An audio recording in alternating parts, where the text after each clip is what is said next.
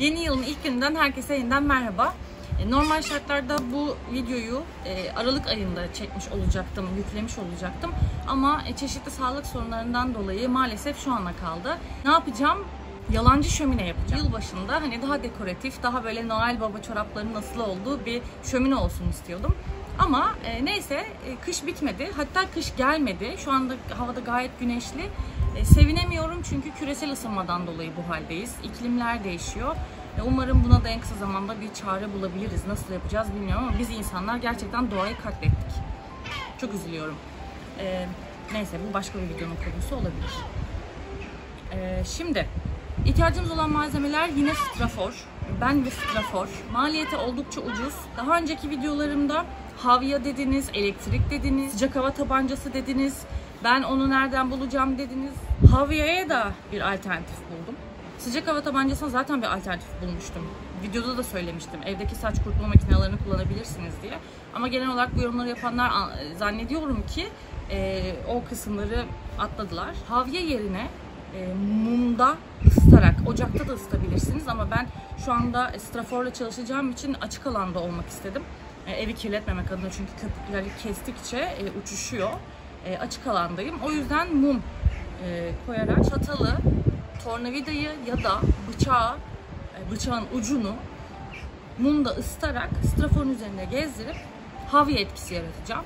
Sizin için bunu da buldum. Hazırsanız videomuza geçelim. Evet, elimde daha önceden de kullandığım bir kısmı tuğla duvar görüntüsünde olan straforlar vardı. Bazıları da boştu. Kürdan kullanacağım. Onu buraya koyuyorum.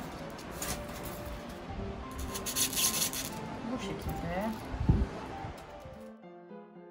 Bir tarafına kürdanları taktıktan sonra diğer tarafına yapışkan süreceğim.